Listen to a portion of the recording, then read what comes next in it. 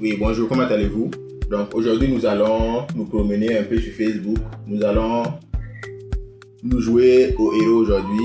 Nous allons chercher des exercices que des élèves posent sur le méta et nous allons les résoudre avec l'application Student Room. Donc là, nous avons un exercice sur les limites. Donc on dit les limites. Quelle est la valeur de limite de x carré moins 16 sur x moins 4 lorsque x tend vers 4. Donc je vais enregistrer l'image. Image sur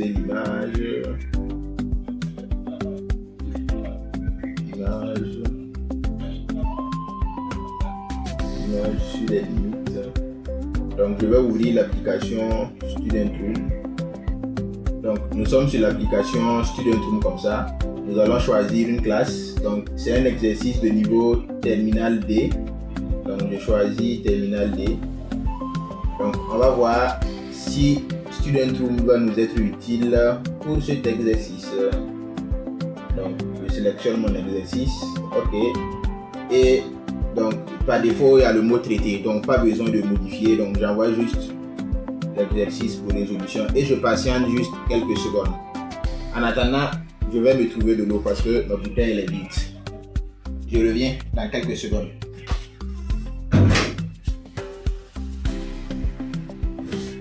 Donc, je suis de retour.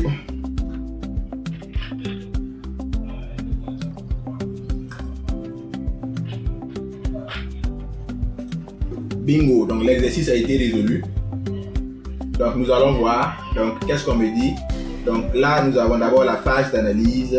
On dit l'exercice demande de calculer la limite de la fonction f de x égale à x carré moins 16 divisé par x moins 4 lorsque x s'approche de 4.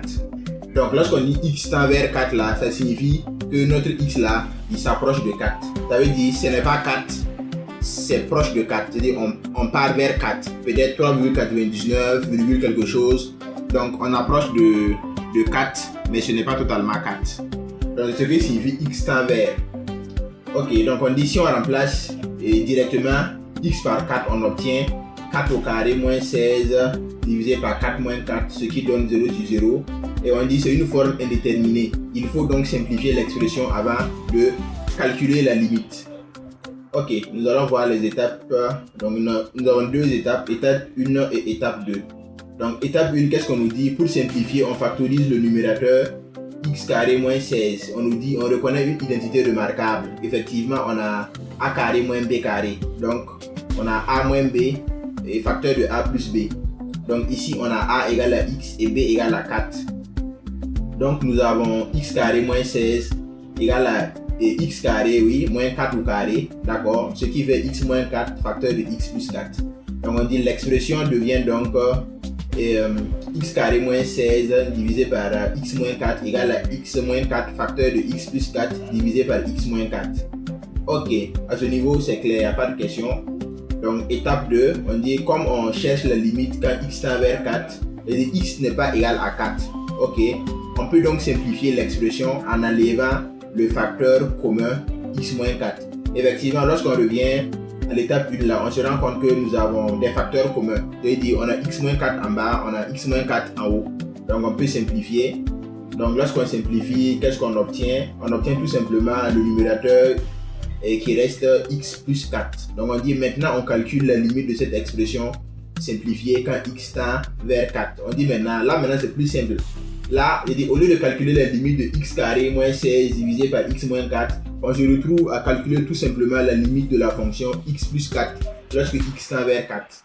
Et ça fait 4 plus 4 égale à 8. Donc on dit la valeur, donc réponse finale, la valeur de la limite est 8. Donc la bonne réponse est donc B.